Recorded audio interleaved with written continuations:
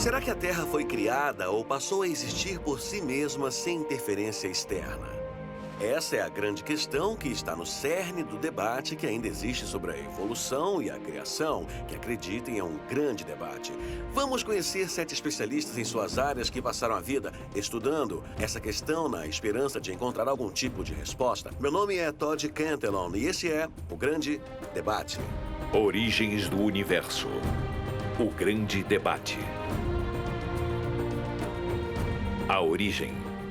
Falar sobre o tema da origem é muito diferente de falar sobre ciência observacional, que levou o homem à Lua ou criou esta tecnologia. A origem fala sobre a história, e o problema com a história é que, se você não estava lá e não sabe tudo, se não tem acesso a todas as informações, ou não conhece alguém de confiança que esteve lá e saiba de tudo, como é possível ter certeza de que aquilo aconteceu, especialmente ao se falar da origem do universo?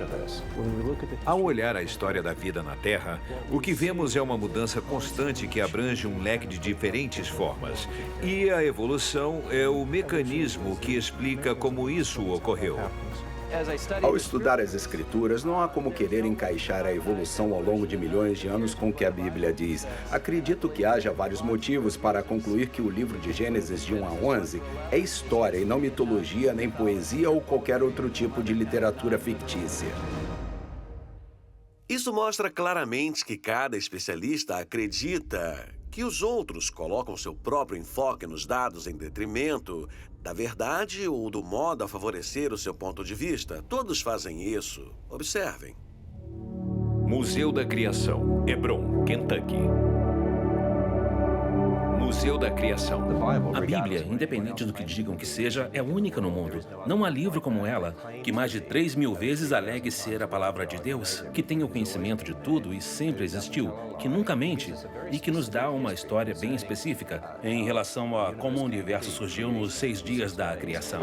Eu cresci numa família cristã que me criou e ensinou que a Bíblia é a palavra de Deus. E ao estudá-la, descobri que essa visão faz muito sentido e que as demais alternativas acabam sendo irracionais. Ao analisar outros sistemas conflitantes ou pontos de vista que desafiam a autoridade bíblica, eles não podem ser comprovados.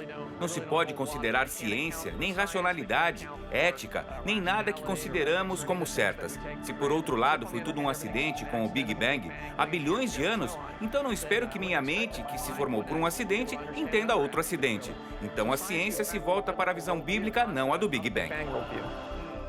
Quando quero descobrir sobre a história do passado em relação a como chegamos aqui, como a Terra surgiu, recorro à Bíblia, porque ela é o livro da história do universo. É um testemunho ocular do que aconteceu. Acho que as pessoas que não creem em Deus, não acreditam numa força maior ou num Criador inteligente, estão apenas negando a verdade. Não se conhece outro mecanismo, pelo menos nenhum que tenha mostrado ter qualquer evidência. Mas, na verdade, eu não disse qual é o mecanismo. E o mecanismo é simplesmente que os indivíduos e povos acumulam mudanças genéticas com o tempo. E há processos como a seleção natural que refina essas diferenças para produzir formas adaptadas. Em primeiro lugar, o melhor e mais forte argumento da evolução, de um ponto de vista evolucionista, são 2 palavras. E essas 2 palavras são: como seria então? Ou qual é a opção? Não existe outra maneira. Simplesmente não tem outro jeito. Os evolucionistas profissionais que conheço, não estou falando de leigos, cada um pode ter sua própria definição sobre a evolução e não estou preocupado com isso. Para um evolucionista profissional, existe matéria, energia, tempo e espaço, e pronto. Existe o mundo material e nada além do mundo material. Então, aquilo que acha que mais chateia os evolucionistas profissionais, a meu ver, é que estou evocando algo que é sobrenatural. Fora da natureza, porque é impensável. Mas não é impensável para a ciência, mas para uma filosofia chamada cientificismo. Isso é para o espectador pesquisar. Vai no dicionário procurar a palavra cientificismo. O cientificismo é a crença ou filosofia de que tudo que existe e que é real é material. E assim sendo, pode ser explicado por método científico.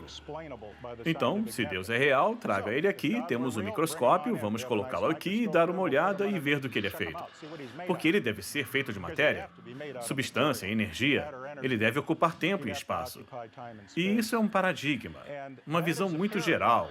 E os evolucionistas, eles trabalham em cima dessa visão geral, de que só existe a natureza. Agora, se eu partisse dessa suposição, eu chegaria à mesma conclusão que eles. E as pessoas diriam, mas isso é tão improvável, um olho ter se formado por acaso? E eu responderia, como seria então? Ou qual é a opção? Se não gosta da minha explicação materialista, qual é a sua? Muito interessante. Ele disse de que outro jeito podia ter acontecido. Claro que ele diz que, se tivesse um ponto de vista contrário ao que tem agora, também chegaria à mesma conclusão. Isso é notável. E o professor Myers também disse essa mesma frase, de que outro jeito isso podia ter acontecido. Se Deus não existe, não há outra explicação, além da evolução ao longo de milhões e bilhões de anos. Porém, se existe um criador implícito no projeto que nos cerca, isso teria enormes implicações. A questão religiosa, e isso rapidamente começa a abranger outros aspectos da vida, então acho que é aí que muitos de nós ficamos intrigados.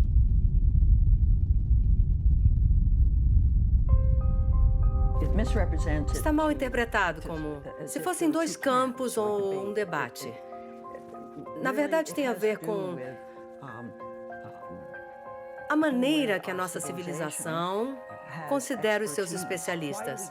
Por que damos autoridade a certos especialistas? A noção em uma área, a ciência, de algum modo, saiu dos trilhos. E não se pode confiar no que é feito na biologia. Mas o resto da ciência está perfeitamente bem. Isso demonstra que está acontecendo algo a mais aqui. E esse algo a mais claramente tem a ver com a política, num sentido bem amplo. Existem diversos modelos de como pode ter acontecido a origem da vida. E são basicamente todos darwinianos. No sentido de que achamos que aconteceu uma evolução química que é parecida com a evolução biológica. O que houve foi que havia várias pequenas moléculas que interagiram e sintetizaram outras moléculas pequenas. Então, de algum modo, produtos químicos foram criados. E acredita-se que isso aconteceu de forma bastante natural. E se você pega só as moléculas que existiam de maneira inorgânica e as submete a coisas como pressão e calor, gera-se com a luz e coisas do tipo. Geram reações químicas que podem produzir moléculas pequenas, complexas. Quando se trata daqueles que não se baseiam na Bíblia, eles falam, no princípio havia matéria, havia hidrogênio, que deram início à vida. Mas a ciência observacional não confirma isso. Talvez tenha vindo do espaço sideral. Talvez tenha vindo, sei lá, talvez essas coisas de algum modo se juntaram com o tempo e foi assim, mas não é assim que funciona. Sabemos disso por experiência própria. Não se coloca as peças de um relógio no chão e espera-se que ele se monte sozinho. Isso não acontece. Sabemos que é preciso um ser inteligente. Então isso contradiz nossa experiência comum e o que sabemos que tem que acontecer para que as coisas complexas venham à existência. O próprio Darwin trabalhou explicitamente no contexto da teoria do conceito de um projeto. Ou seja, que a explicação da vida como a vemos foi clara e explicitamente projetada por um criador.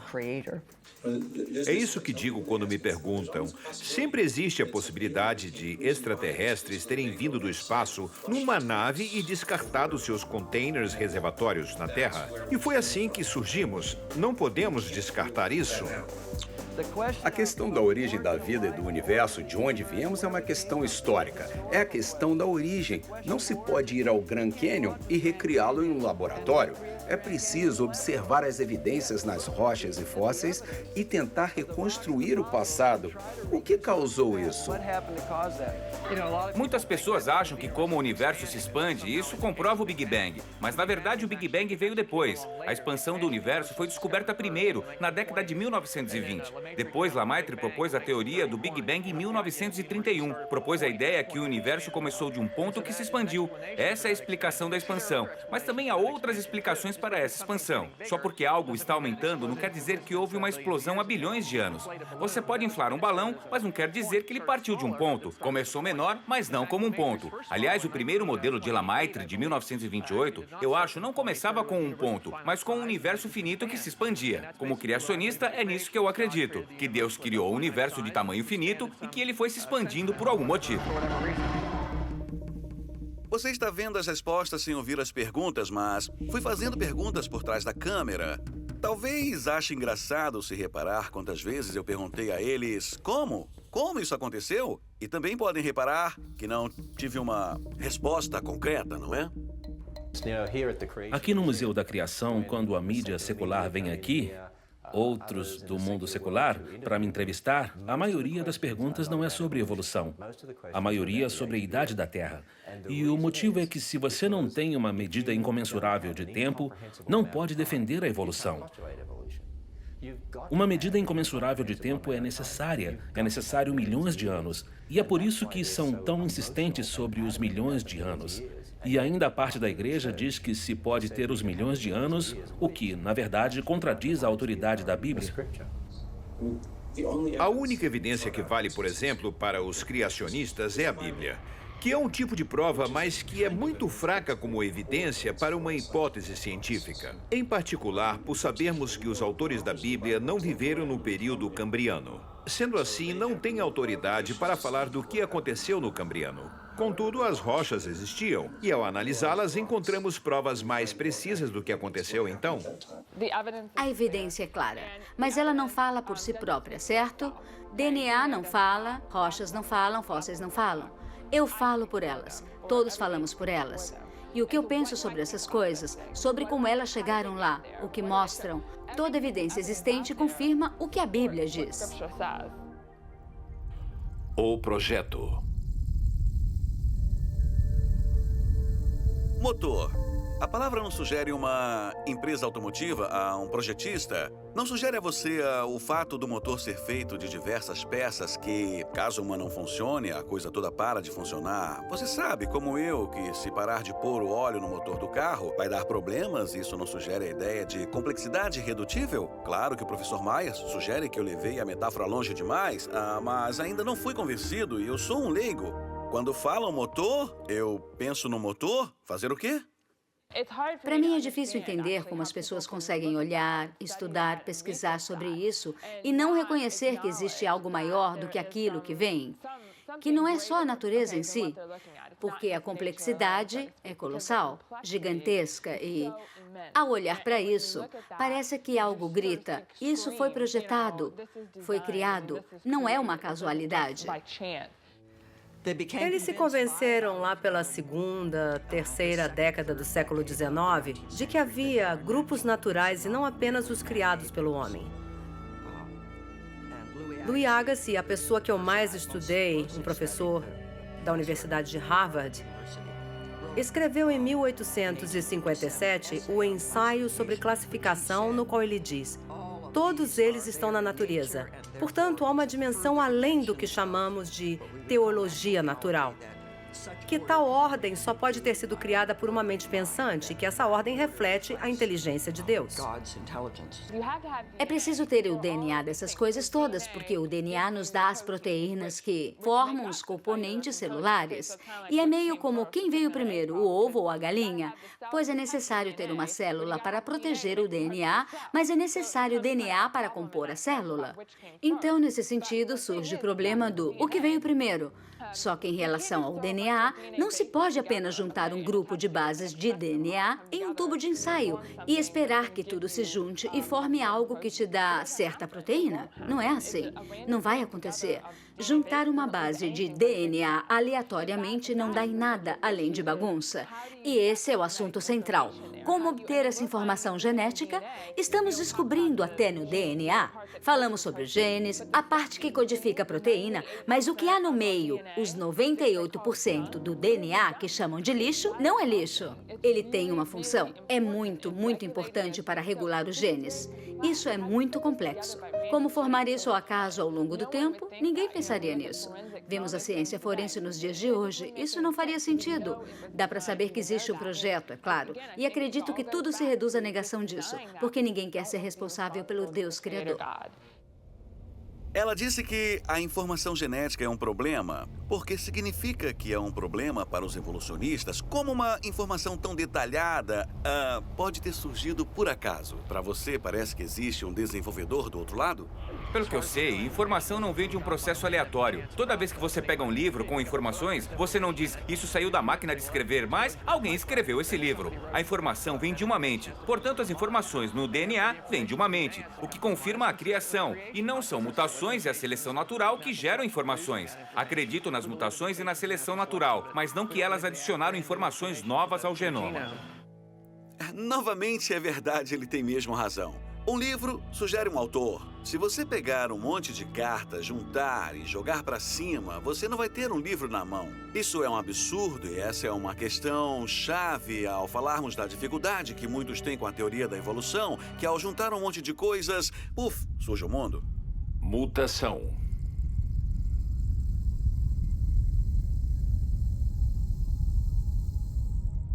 Certo, agora preste atenção no que você vai ouvir e veja bem se consegue fazer uma conexão satisfatória entre mim e uma mosca. Porque, que eu saiba, não pareço uma mosca e devo admitir que é difícil imaginar que 700 milhões de anos atrás, isso teria sido diferente. Aceito a seleção natural. Podemos vê-la. Não é uma teoria. A seleção natural é algo que observamos. A seleção artificial também. Na seleção artificial, o homem ou as pessoas selecionam como selecionar um cachorro com traços desejados. Podemos dizer que na seleção natural, a natureza é que seleciona. Então, uma das coisas que os evolucionistas diriam, uma das suas ideias seria que, com o tempo, começando com uma célula que se torna duas, ela tem que se duplicar ou não vai chegar a lugar nenhum. Como disse, deve haver a duplicação, mas com o tempo mudanças vão acontecer. Então, há adições de informação genética, há mutações que acontecem e há a seleção natural que vai selecionar o melhor para todo o meio ambiente. E com o tempo, um organismo unicelular vai se tornar o ser humano de hoje. Por exemplo, temos humanos e chimpanzés, certo? Não temos problemas para distinguir os dois, a maioria de nós. Mas, se voltarmos cerca de 6 ou 7 milhões de anos atrás, havia uma população de primatas que deu origem a ambos, humanos e chimpanzés. Agora reparem, no decorrer da conversa, em quantas vezes ouviram aconteceu no meio da resposta. Isso para mim sugere uma casualidade. Eu sou um cara normal, vivendo no mundo normal. E poucas coisas na minha vida acontecem por acaso. Na maioria das vezes há uma inteligência que controla as coisas, mas essa é a minha opinião. Então, pense você mesmo. E tente observar quantas vezes a casualidade parece ser o fator governante no meio da conversa. As mutações não são produzidas conforme a necessidade. Não há como um animal que quer voar, como um réptil, pensar: quero muito voar, acho que vou fazer um esforço e desenvolver asas. Não é assim que funciona. Mutações aleatórias, sem propósito nem objetivo, teriam que acontecer apenas por acaso, sem nenhum propósito ou objetivo por trás. Desenvolver os genes, todos os genes integrados para gerar asas, e depois entraria a seleção aí. Acredita-se que uma espécie de animal se transformou em outra, mas o estudo da genética mostra que pode haver variação em uma espécie. Vemos a seleção natural, a especiação, mas sempre dentro de uma espécie. E uma espécie bíblica é mais como uma classificação familiar: filo, classe, ordem, família, gênero, espécies. O problema é que esses mecanismos não funcionam. Já sabemos, hoje pela ciência, com a ciência observacional feita em laboratório, sabemos que sim, a mutação acontece e a seleção natural acontece, mas não adiciona nada, não cria estruturas, não acrescenta coisas novas. Uma maçã não vai virar um limão, por exemplo. Não é possível chegar nisso pelos mecanismos que conhecemos hoje, pela mutação, pela seleção natural. Talvez digam, então é um mecanismo desconhecido, tá bom? Sabe, é esse o problema. É isso que nos ajuda a ver que devemos voltar ao ponto inicial. E que ponto é esse? Foi Deus que fez ou foi a natureza que fez isso sozinha? Alguns mecanismos dos quais não temos muita certeza. Dá pra ver que ela não está tão satisfeita com essa resposta, ela quer algo mais. E preste atenção e você vai ver, depois que o Dr. Myers fala exatamente o mesmo, ele também fica na incerteza. Essa resposta satisfaz você? Imagine um peixe que vive no ambiente à parte como água salobra, talvez. Ou uma água que ficou por muito tempo ali parada. Então temos um peixe que precisa respirar. No primeiro momento, ele fará coisas simples como tomar água ou tomar ar. Digo, ele vai à superfície para pegar um pouco de ar, que tem o oxigênio que ele precisa. E existem peixes assim que fazem isso até hoje. Então teriam ocorrido outras adaptações, como desenvolver nadadeiras mais fortes, porque a água é rasa e às vezes na água rasa é mais fácil usar as nadadeiras para se locomover em vez de nadar, como faria um peixe de águas profundas. E esse peixe passou por uma série de pré-adaptações, uma série de propriedades que permitem que ele sobreviva no meio ambiente, fora da água. E então foi preciso apenas um pequeno passo para um peixe emergir, não o tempo todo. Ele saía só às vezes para comer uma baratinha ou qualquer coisa. Até que aconteceu a seleção desses peixes de terra para que tolerassem cada vez mais um ambiente árido. Observe então esse ponto específico sobre não podermos autoselecionar as mutações que seriam vantajosas para nós. Isso dito por um anatomista e em contradição ao que sugere Dr. Myers ao falar do peixe que criou nadadeiras maiores para se adaptar ao ambiente seco e conseguir andar em águas rasas e que por fim deram origem aos primeiros peixes que foram capazes de andar em terra firme. Se não podemos selecionar a mutação, ela ocorre por acaso. Acho que talvez esse seja o grande ponto desse debate. As coisas ocorrem por acaso ou acontecem por desígnio? Aí é você quem deve responder. Definimos a evolução como moléculas que foram de organismos unicelulares até chegarem ao homem de hoje. E o que falam muitas vezes, o que enxergam ao falar de evolução, enxergam as coisas em uma escala muito pequena. Mudanças em uma espécie de animal, como diz a Bíblia. Podemos ver isso acontecer hoje, mas eles dizem, olha, vamos dar um tempo para isso. Se a gente der um tempo para isso, veremos um dinossauro se transformar num pássaro. Mas o problema é que esse mecanismo não funciona. Mutações e seleção natural não fazem isso. Nada é perfeito. Tudo tem que mudar um pouco para que a mutação aleatória possa gerar uma diversidade de formas. Assim, vamos ter uma seleção que se impõe sobre essas formas, que por acaso tem uma combinação que faz a duplicação mais eficiente para dominar o meio ambiente. A questão é como obter informações genéticas. Como obter informação que vai formar a placenta, ou um fígado, ou um rim, ou um olho. Isso não é simplesmente um golpe de sorte. Faz parte de todo um complexo sistema integrado. É como uma orquestra sinfônica tocando. Enquanto afinam os instrumentos, você não pensa que vai sair uma música dali. É um caos, mas o maestro faz tac-tac e a música começa e sai dentro. Você passa da complexidade para a complexidade integrada. Ciência.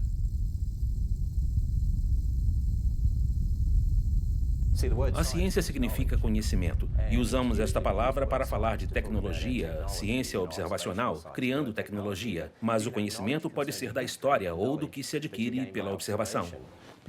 Ao falar sobre ciência, você fala de um processo baseado em evidências. São necessários métodos para testar as hipóteses. Isso é fundamental dentro da ciência. O cientista quer entender a causa. Não só para pesquisar a Terra e registrar onde está esse tipo de rocha ou aquele tipo mineral, mas para tentar entender por que as coisas são como são. E as provas são muito gritantes, de que existe uma história por trás. Lyell propôs o princípio de que, na ciência, sempre devemos preferir buscar causas que conseguimos entender. Criacionistas e evolucionistas usam a mesma ciência observacional. Por isso, ambos podem trabalhar juntos no telescópio Hubble, ou na construção de um avião, ou misturando produtos num laboratório, porque são coisas que existem sobre as quais eles concordam. Um criacionista e um evolucionista podem desenvolver uma nave espacial e mandá-la para Marte de comum acordo, mas eles discordam sobre a origem de Marte. Aí que está o problema. Essa é a diferença. É isso que temos que entender. Provavelmente a objeção mais comum é a de que não estamos fazendo a boa ciência. Não somos cientistas. Não estou fazendo ciência, mesmo fazendo doutorado em uma universidade renomada. O que estou fazendo não é ciência. Então, de novo, voltamos à definição do que é ciência, certo? E para isso precisamos dividi-la em duas categorias. A da ciência que se pratica no laboratório, porque eu posso fazer isso como qualquer outra pessoa. Mas o que estou fazendo aqui e agora, se for falar da ciência de laboratório que nos deu ressonância magnética, aeronaves e vacinas, não tem nada a ver com Darwin. Muitos cientistas do tempo de Darwin não o aceitavam, mesmo gostando da ideia de haver uma explicação materialista da origem. Por exemplo, Thomas Huxley, que era ateu, adorava a ideia de Darwin ter achado um modo de explicar a origem de tudo sem nenhuma intervenção divina, tudo por um processo natural. Ele adorava esse aspecto. Por isso, ele defendeu Darwin. Mas o próprio Thomas Huxley não se convenceu de que a explicação de Darwin sobre a mutação aleatória e a seleção natural pudesse chegar aos resultados que vemos nos sistemas orgânicos. Na época de Darwin, tinha-se uma visão bem complexa da célula. Reconheciam que tinha que haver um fenômeno interessante ali dentro. Ninguém alegava que fosse apenas uma bolha simples de protoplasma. O próprio Charles Darwin publicou uma série de estudos em que usou uma ferramenta maravilhosa, o microscópio, que chegou a seu limite de resolução naquela época. Usavam o microscópio para ver o que acontecia dentro das células, mas eles não achavam que era uma coisa simples, eles sabiam que era muito complexo para eles. E também reconheciam a necessidade de haver uma complexidade, porque as células se reproduzem. E apesar de não entenderem como, eles sabiam que algo incrível acontecia ali. O que é ciência? Você verá que os professores do Museu da Criação enfatizam essa pergunta várias vezes. Eles falam que não é porque praticamos a ciência hoje no laboratório, concordando em coisas como fazer aviões voarem e descobrindo vacinas e etc., que ao olhar para trás possamos afirmar com autoridade ou certeza que sabemos 100% como tudo isso passou a existir. Acho que eles querem dizer que é importante saber a resposta para essa pergunta. Para nós, a explosão cambriana é uma forte evidência contra a evolução. Houve diversos tipos de animais e de plantas que surgiram do nada. Não temos precursores, não temos formas de transição nas rochas pré-cambrianas para explicar como qualquer criatura microscópica unicelular pode ter evoluído para um trilobita ou algo assim. E da perspectiva criacionista, enxergamos o Cambriano, o período definido como Cambriano, como o início do dilúvio. Ou seja, as camadas rochosas abaixo do Cambriano são provavelmente sedimentos anteriores ao dilúvio, talvez até do terceiro dia da semana da criação, quando Deus fez a terra firme surgir, desprovida de fósseis em grande parte. E então há uma explosão de vida complexa. Você acredita que existe um organismo nos fósseis que represente claramente uma etapa na evolução de A para C através de B? Ou seja, uma transição. Não temos como saber se isso é verdade. Aliás, como dizem os evolucionistas, não há como ter certeza de que nenhum fóssil em particular nos registros que existem de fósseis seja ancestral direto de outro. O que seria um nome melhor e mais aceitável para descrever a forma de transição? Digamos, você acredita, ao estudar os sistemas orgânicos, que são fósseis de animais vivos, você acha que vê traços físicos que relacionam o A com o C? Sim.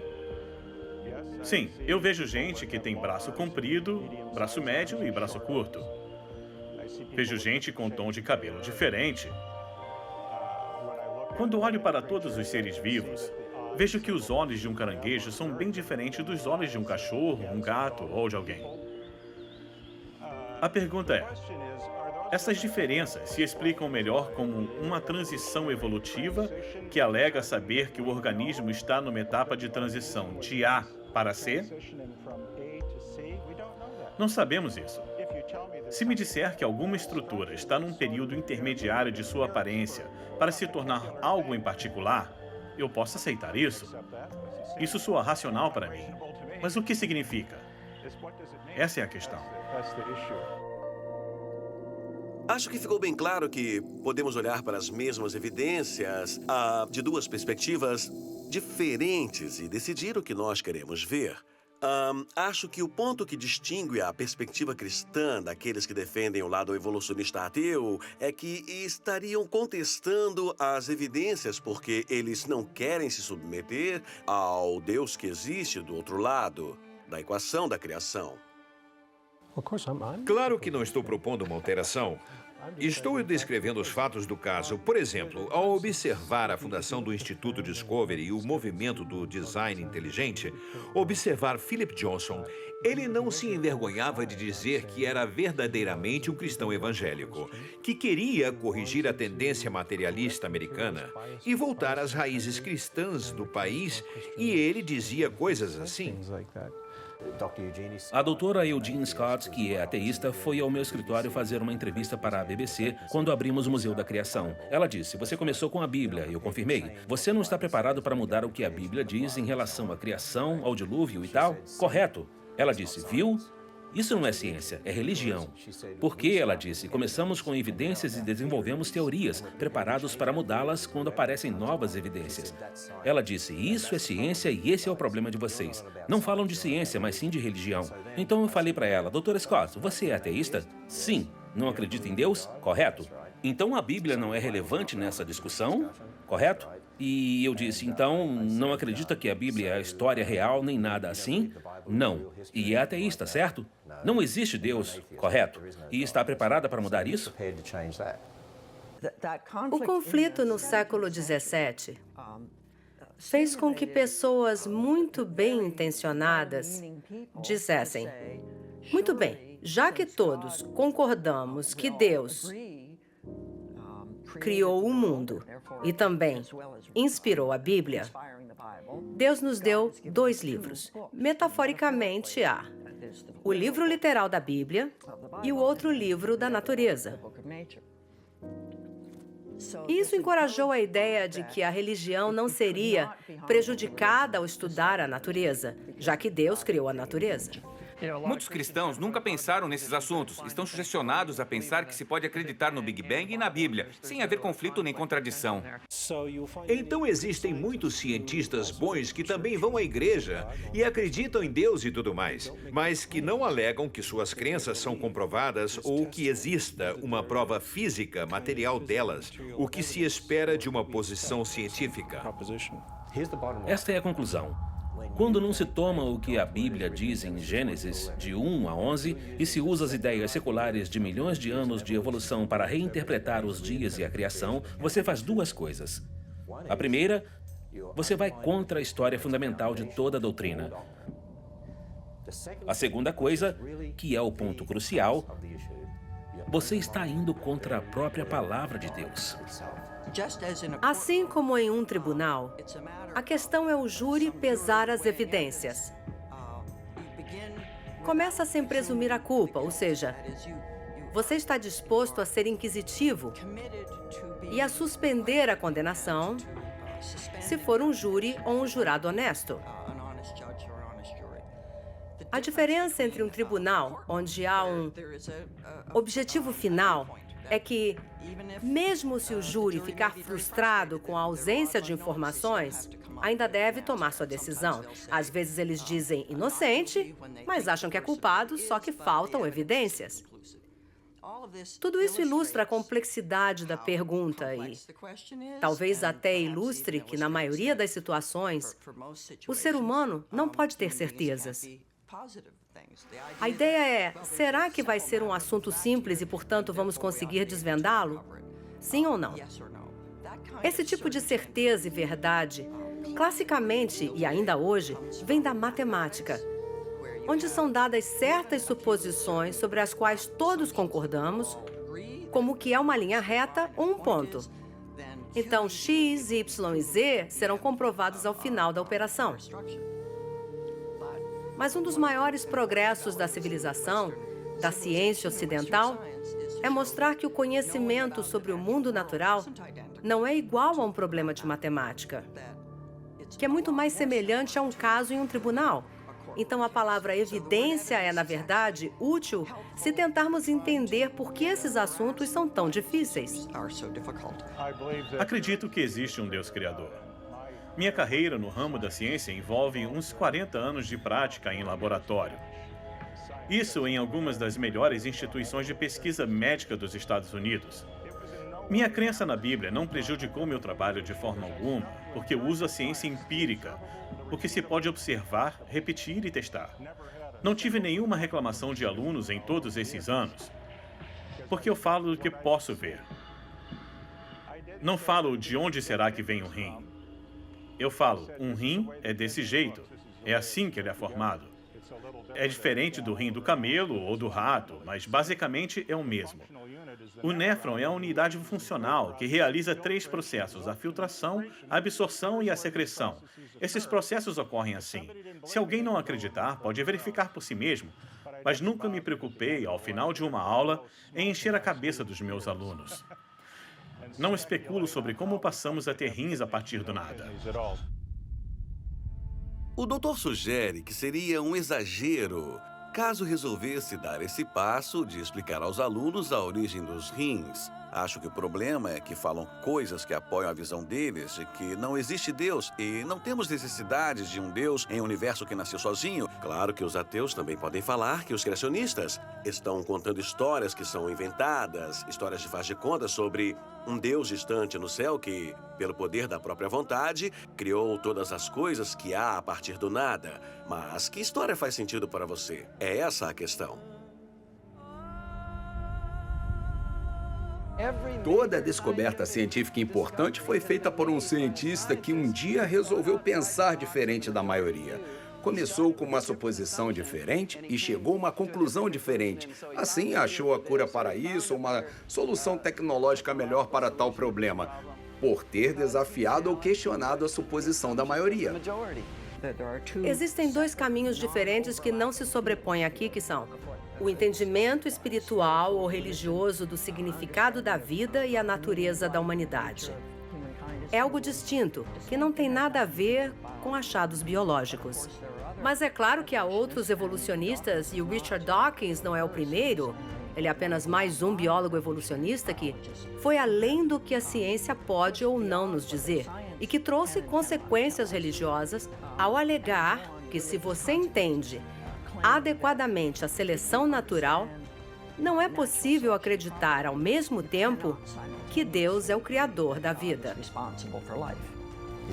Então, pense nisso. Os cientistas seculares dizem que podemos reinterpretar isso. Ok, mas eles também dizem que não houve ressurreição, pois nunca vimos um homem voltar da morte. Vamos reinterpretar a ressurreição? Ah, não podemos fazer isso. Os cientistas seculares dizem que uma virgem não pode ter um filho. Vamos reinterpretar isso? Não é possível. Os cientistas dizem que não é possível ressuscitar Lázaro. Vamos reinterpretar isso? Não é possível. Mas e o Gênesis? Os cientistas falam do Big Bang há milhões de anos. Então temos que reinterpretar o Gênesis.